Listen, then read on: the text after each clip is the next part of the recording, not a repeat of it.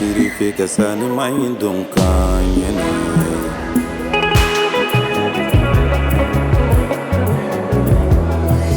Sila meja makane sonja amedi bina tesira Sila meja makane sonja amedi bina tesira Alhamdulillahi rabbil alamin والصلاة والسلام على المبعوث رحمة للعالمين سيدنا محمد وعلى آله ومن تبعهم بإحسان إلى يوم الدين وبعد السلام عليكم ورحمة الله تعالى وبركاته ambe ala tanuka barkada ka sali cidola son herma kanwe ala kirabai kisini nema baka ana somogo bela jele ani mawo madi yutu nyonya fokata jodun se ala ka ambe ho jamakulu sanuma ife aw bismillah ka jamuka krenkrene keneka mimbe siga aw yetuma nituma ka se ka kuna funi aw chamandi awma ka kaini an karamo de singa bali nyina bali asiyidi Sherif Ahmad Tidiane Haidara abe tama minna Côte d'Ivoire krenkrene koroko marako nana anye barakun folo ni flana ni sabana bela jelen irawla ngani ala sonama ni kenen amina mira awla odi ayi kunda benke marako nana ala sonama ka bo koroko kata benke fokata se bismillahi munu ni akera benke ale meri konnana o ka nyemgo fe ambalma ke Zakaria Dambele ale bina adado la ka wala like anye oka nen aw anga jeka o laje nyon fe barakun folo la je te suivrai jusqu'au paradis wassalam tu nous as enseigné à travers la parole et à travers le comportement le pardon, la tolérance, le partage.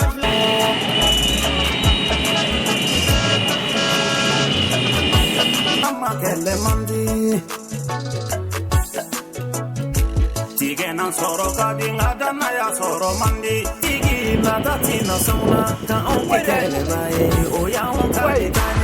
ni wati na ambon ko fe koroko waju bani ko fe yan kunda duku kanu o be were ko benge dugu mi no be fédération pour kono na halisisa Sherif Ahmad Tidiane Haidara na ka délégation kunda la benge kan ka beni lanzara wati tleoye akumena ni délégation ye min ga bon haklima jama bola fam be kana Sherif Ahmad Tidiane Haidara na ka délégation kumbe benge dugu do dala an yan ga kuma gala mani tlin adola o ye min fo an ga ja an go lame nana ka jaranye abenama anaku jaranye ala mana na chuam na ka nyan segite anga ka faera ana hera la ka se hera la ana bora ka so aduna ka so amba fo kwani jani baraji ala ka sara bari mina olu bora kirara o do dugula o be kojule nyoni ka konyuma sawati o nuso jale bana vraiment nga dugu kono ya no e benga dugu e aka tubaga sallallahu alaihi wasallam nuso jami mana me dandara ambe ala fo ka ala tanu ka wala nyimon lo ala mi sona ka biloma yirana anga karamgo ba e Sherif Ousmane Madani Haidara o deje ba a hawlo kan si no Ahmad Tidiane o ban fe benga bi ambe ala fo ka bargala amani ala fa la ka ma hayrai ka kama korta ka kama sutrae ka ga kaslama ya demala ala ko gala kan ko so sallallahu rasulullah ni kumbeni nu ko fe dugu dunda la délégation ya nyeshin dugu meri la sabla benga kaw ya ira ka fo benga la meri ay karamgo kanu aya den kanu u ka fon fe na be ni dugu ngono meri biye o krefe u ya kanu ka taa foli bila la meri ka danga min kumbe ni ka an bisimila ay dakuru nya fla min soro an ga je an go lamɛ ɲɔgɔn fɛ an ka shekuma ka danse an b'a fɔ an ka shekuma a bɔra ka so a donna ka so an bɛɛ b'a dɔn farafinaya mɔgɔ kelen de balima kelen de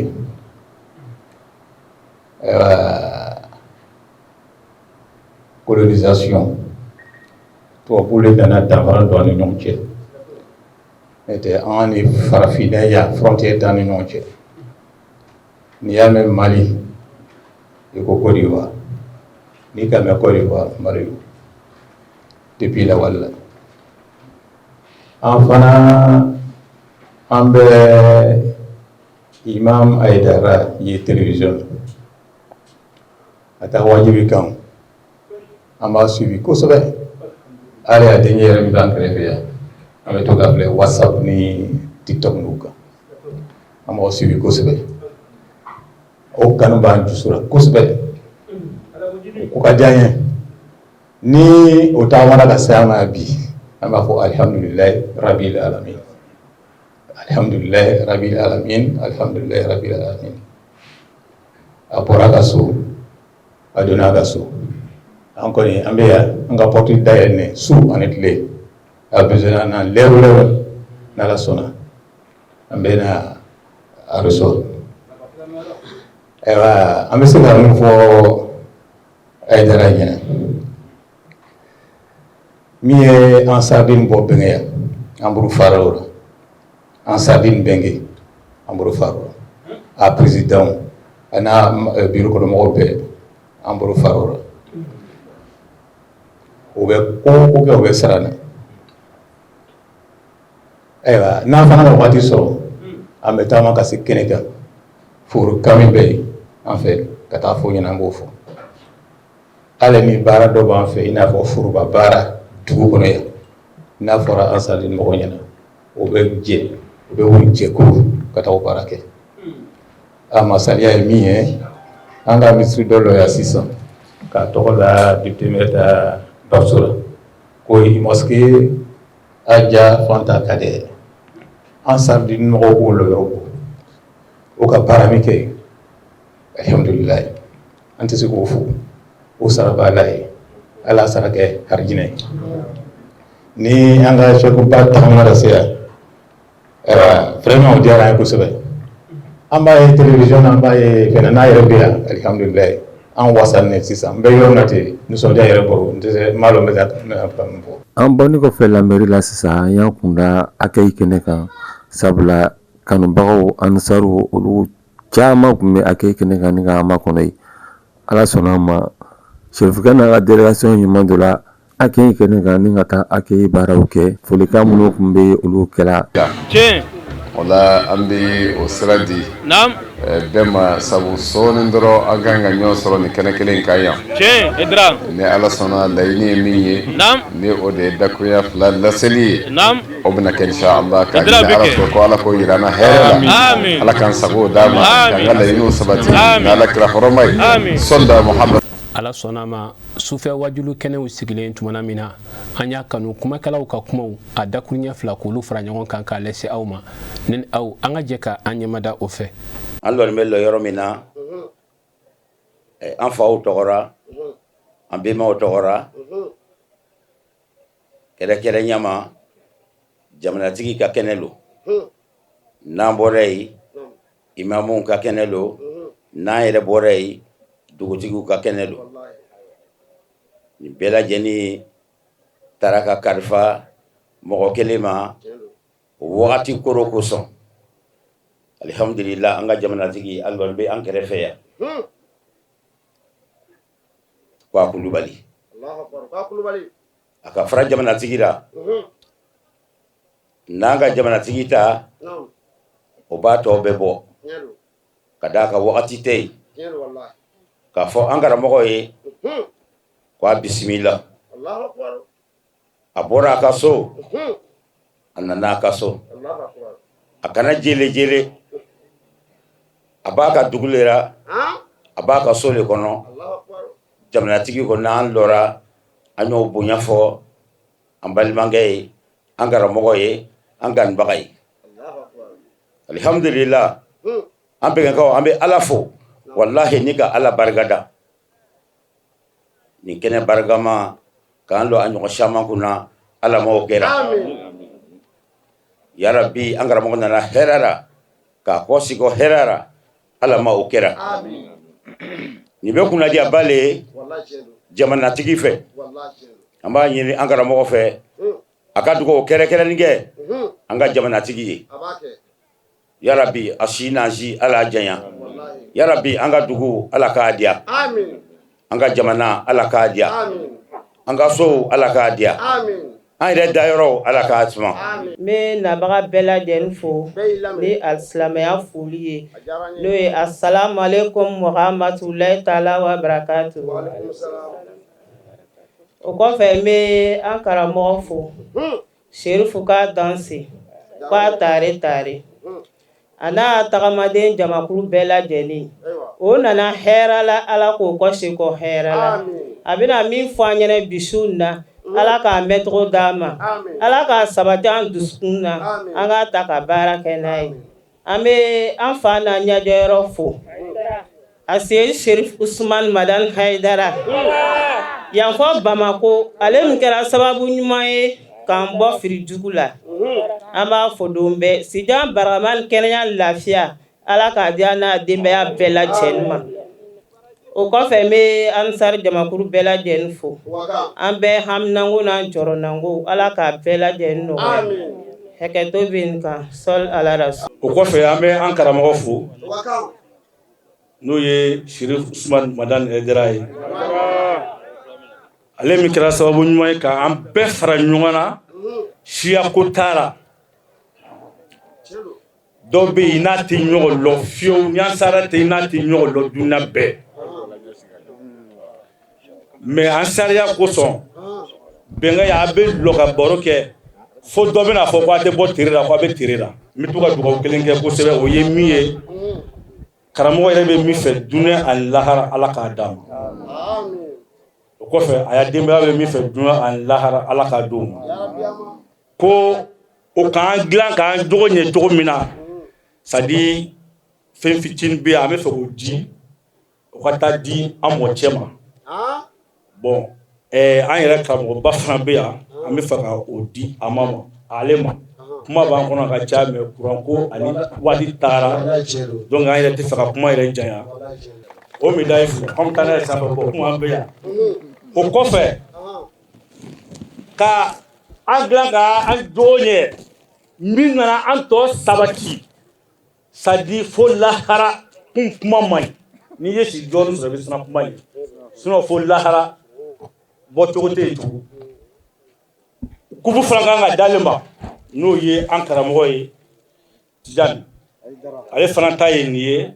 ko ka mɔgɔ dilan k'a jogo ɲɛ o kupu le ninnu ye n'a kupu la a kan ka di olu de ma o kupu le ci sɔli ale a médaille fana fɔ ko an bɛ taa n'a ye sanfɛ donc tant que an b'a di yo ma ka bɔ ka an kalamɔgɔ fo ka waleɲuman dɔn ka baraka da baw kumakɛlaw b'a fɔ ne sera kɔman kɛtɔ ye ka salamu bila jisidana ye i birifani ko tɛ ni barila la ka kɔkangolo filɛ i b'a dɔn birifani ko tɛ layidu dafa ani hɔrɔnya ni yɛrɛ dɔn o de b'a bila a la an b'an kalamɔgɔ fo ka kuma surunya ka waleɲuman dɔn a ka kanu na ka ɲɛsin anw ma a n'a ka layidu tigiya la ka ɲɛsin korogo ma mana min na ni a yi wurila k'a sɔrɔ an bɛ ka baara kɛ ni a kɔrɔkɛ ye n'o ye an fa ye ani an kalamɔgɔ n'o ye Muhamadu Madani Haidara ale danyara Ala ka latigɛ kɔnɔna k'a sɔrɔ layidu b'a ni korogo cɛ a ko ko ale kɔrɔkɛ ka layidu to yen o tɛna bin inshallah taala a bɛna o layidu dafa o hukumu kɔnɔna an y'a ɲini a fɛ san o san a ye na ka na an dɛmɛ an ka baara la baara min n'olu yɛrɛ y'o kalifa an ma a ko a y'a mɛn layidu tɛ nka hakilila ko de don a b'a bila a ka programme na n'a ma gɛlɛya inshallah taala san o san ni wele sera a ma a bɛna an dɛmɛ baara nin na an b'a fɔ o layidu dafali la ka ban ka ɲagadu fo a juru la an bɛ ɲagadu fo anw ka programme n'a wurila tuma o tuma ɲagadu hakili b'a la i n'a fɔ an kalamɔgɔ yɛrɛ hakili b'a la ɲɛmin ma ani ɲagadu ka baro la i b'a sɔrɔ kuma dɔ a b'a fɔ ko kalamɔgɔ yɛrɛ k'aw ka tourner ko kuma fɔ donc o ye a b'a ka layidu kan a b'a ka kumakan kan an bɛ dugawu kɛrɛnkɛrɛn ka sababu ɲuman ye n'o de ye Sayidi Sherif Usman Madani Haidara sini kɛnɛ Ala ka sabata n'a ye Ala kana wasa diɲɛ ni lahara an bɛ an karamɔgɔ fo n'o de ye Sayidi Sherif Ahmed Tijani Haidara a ka wuli ka jɔ la ka ɲɛsin an ma sinon tɔ t'a la koyi a taara Guinée équatoriale ka taa lɔgɔkun 2 kɛ yen nɔ a sera ka na Bamakɔ 2 jours après a filɛ anw fɛ yan nɔ donc a sɛgɛnnen don mais an b'a fɔ k'a barika da a ka nin wulikajɔ in na a b'a kɛ Ala min kama a sara bɛ Ala bolo a n'a ka délégation bɛɛ jira Bamakɔ nin kɛnɛ in kan yan nɔ an bɛ jamanatigi fo ka dugutigi fo ka limamba fo k'an ka dugu faamaw fo jana ɲɛmɔgɔ ni polisi ɲɛmɔgɔ mɔgɔ mɔgɔ sera kɛnɛ kan yan nɔ a tiɲɛna muso an bɛ bɛɛ fo ka fédération saba bɛɛ lajɛlen fo ɲɛmɔgɔw an'u ka bureau mɔgɔw bɛɛ lajɛlen an ye nin tournée daminɛ hɛrɛ la an b'a ɲini ala fɛ ala ka laban hɛrɛ la ka ɲɔgɔnna caman bila an si kɔnɔ donc avant de clore mes propos je voudrais remercier le commandant de brigade de gendarmerie de Mbengue qui nous a honoré de sa présence malgré l'heure tardive. Et il nous a été dit aussi que les gendarmes sont là pour nous sécuriser ainsi que les agents de la police. Et il a mis aussi à notre disposition des éléments de la gendarmerie pour sécuriser toute la journée. Que Allah l'assiste et que Allah assiste la Côte d'Ivoire. Et sur ce, salam alaikum wa rahmatullahi wa barakatuh. An b'a ɲini ala fɛ ala ka nin bɛɛ lajɛlen kɛ baraji ye nin bɛɛ tɛmɛnen kɔfɛ an balimakɛ Karim Kulubali ale b'i da don nisɔndiya ani farifoni ani Sherifa Ahmad Tijani Haidara ka nin munumunu a bɛ nafa min se u ma a bɛ walawalali kɛ an ye o la min ni an balimakɛ Zakariya Danbele ka sɔrɔlenw no ne ni aw an ka jɛ ka an ɲɛmada o fɛ. Bon depuis salon an kun b'a kɔ mais kuma nana ye vote b'an fɛ yan an ka bila ɲinana. Bon depuis kunu an ka bɛɛ wele an bɛ labɛn na an bɛ fɛ ka kunbɛ ka don c'est à dire ko masa bon hali sisan an ka ye dɔɔni ka jɛ an kun fɛ ka se yɔrɔ min na an ma se an yɛrɛ ma content bon tiɲɛna o nimisa dɔɔni b'an na parce que ale y'an ka mɔgɔ ba le bon ni ka ye ɲinan an taara foro kɛ lamɛri la lamɛrimɔgɔw yɛrɛ de k'an kanu an y'a mawuludi la u bɛ taa malobɔrɔw d'an ma u bɛ taa waa mɔgɔw ni waa tanw d'an ma ni an kɛnɛ kɛ yan fana u bɛ n'an fo yan ka na karamɔgɔcɛ fana fo yan bon an nana n'a ye bon komi an y'a seguba fana nana o fana k'a ɲini an fɛ an ye sabari a ka taa olu fo o fana diyara an ye an fana taara o fo bonya biro la bon nisɔndiya min bɛ n na bi ma dɔn ma fɔ ka se a dan na cogo min na a bɛ faamu cogo min na parce que i bɛ fɛn min laɲini na depuis ni a nana se i fɛ bon nisɔndiya yɛrɛ fɛ ma dɔn bɛ min fɔ quoi an kɔni min ɲini ala fɛ a ka kɛ c'est à dire san o san a ka kɛ ta bada an ka si caman sɔrɔ ta yarabi n'ala b'an faga ala k'an faga sirifu nɔfɛ an ka taa wuri ɲɔgɔn fɛ laharalon ka taa o mɔcɛ gɛrɛfɛ ala k'o kɛ bon n bɛ misɛn min di n ka situation n'u section bɛɛ ma tiɲɛna depuis a kuma fɔra o wurila ka lɔ tiɲɛna a diyara ne yɛrɛ ye ni mɔgɔ k'i bila ɲɛfɛ n'i y'a ye o k'i dɛmɛ i bɛ content a diyara ne yɛrɛ ye bɛɛ content na an bɛ min fɔ ne ko bɛ min fɔ n y'a tɔndenw bɛɛ ko ɲinɛ c'est à dire an y'a mɔgɔba an kan ka minɛ an y'a mɔgɔba ye an m'an ka to tɔɔrɔ foyi y'a sɔrɔ an m'an ka degun foyi ye an fɛ yan o jɔrɔ dɔrɔn de b'an na bon kumakan laban bɛ n bolo dɔrɔn c'est à dire an k'an janto sirifuw la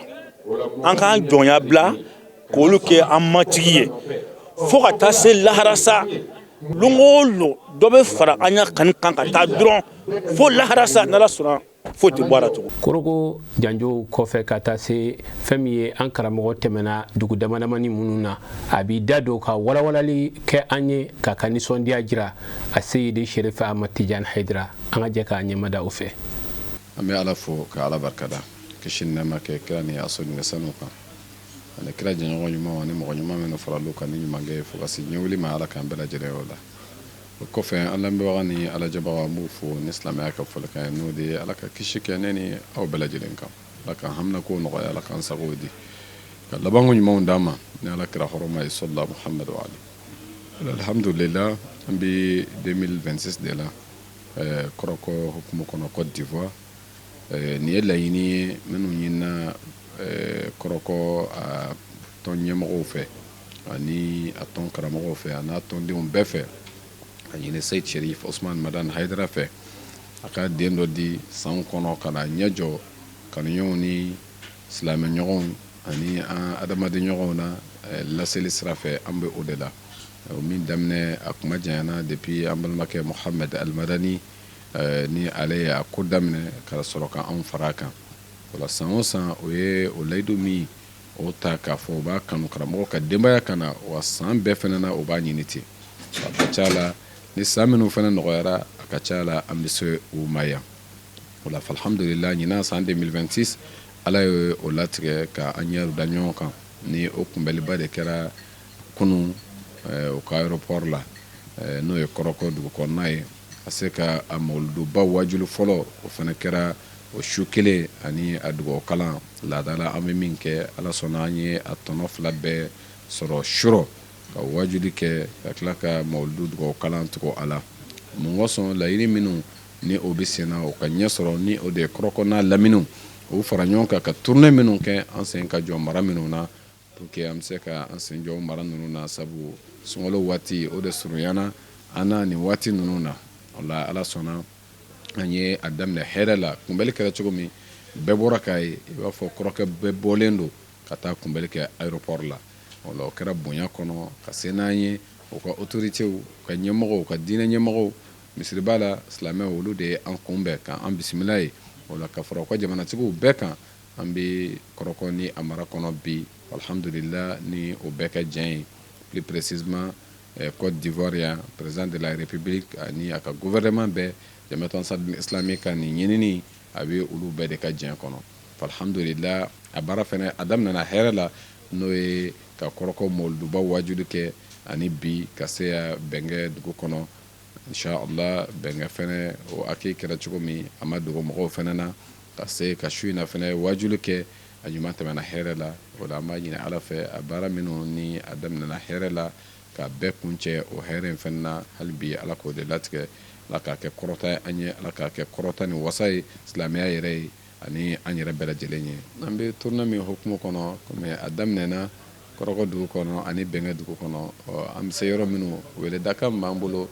o ye kelen dama de ye an b'a dɔn wele dalen kɔrɔ don tɔndenw yɛrɛ fɛ ka bɛɛ mobiliser ka bila ni o de ye an seli laseli minnu bɛ kɛ mais an b'a dɔn fɛnɛ an ka o taa ni ka segin dama dɔrɔn de bɛ yen k'a fɔ wulikun ye ala de ye mɔgɔ bɛ fɛn o fɛn kɛ ala ko baara la a ka ca la i b'a k'i yɛrɛ de ye o sira in kɔnɔ kan an bɛ Jamiat Ansarudine Islamique de fo u ka nin baara ba ninnu na ka nin labɛn ninnu kɛ a tɛ taa ni musakaw tɛ k'o musakaw labɛn u ka mara ninnu kɔnɔ ka mɔgɔw wele k'a fɔ u kana kɛnɛ ninnu kan an b'a fɔ nafa minnu bɛ sɔrɔ a la nafabaw de don sabu an bɛ ɲɔgɔn bilasira ala ta la ani ala kira ta la o la k'a fɔ bɛɛ ye o bɛ k'an kunbɛn kanu min hukumu kɔnɔ inshallah ani o kanu fɛnɛ de bɛ ka u sɛgɛrɛ sabu kanu ninnu a bɛɛ gulonlen don ala ko de la inshallah wa o de b'an nafa diɲɛ na yan kanu kelen o de bɛ an nafa lahara an bɛ surunya kuma la an bɛ ala de deli yarabi sherifkɛ ala k'a sara a ka nin baara in na nin wulikajɔ ninnu a ma kɛ foyi de kama fo ala ko ala kira ko maanifinya ɲuman bɛ se ka sabati cogo min na diɲɛ kɔnɔ o la an bɛ dugawu de kɛ ala ka ninnu sen sabati ni ninnu sen sabatila diɲɛ mago bɛ lafiya min na diinɛ ko la diɲɛ a mago bɛ lafiya min na hadamadenya ɲuman na ala bɛ sɔn o bɛ kɛ an b'a ɲini ala fɛ ala ka sɔn o ka kɛ k'an karamɔgɔ yɛrɛ fo a seyidi sherif usman madan haidara nin bɛɛ sababu ye ale de nin dugu ninnu ani nin mara ninnu a tɛmɛna nin bɛɛ la sherifkɛ ka baara kɔrɔlenw denw bɛ ka tɛmɛ o de fɛ o y'a sɔrɔ u fa ye baara kɛ u fa kun ka ɲi u fa y'a seko bɛɛ lajɛlen kɛ ka sira fura k'a d'u ma bi ala sɔnna ma olu fana wulilen don ka jɔ o la sherif n'a kɔrɔ n'a dɔgɔ an b'u bɛɛ fo k'u bɛɛ waleɲuman dɔn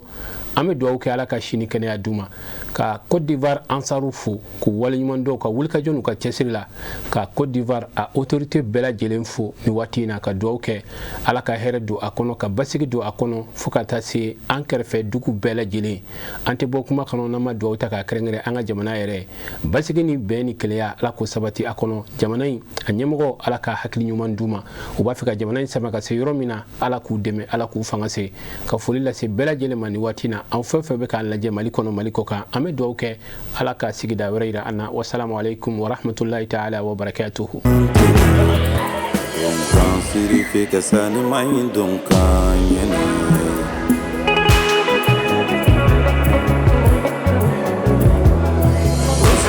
Jama kan sonja amedi binna tesira sila me jama kan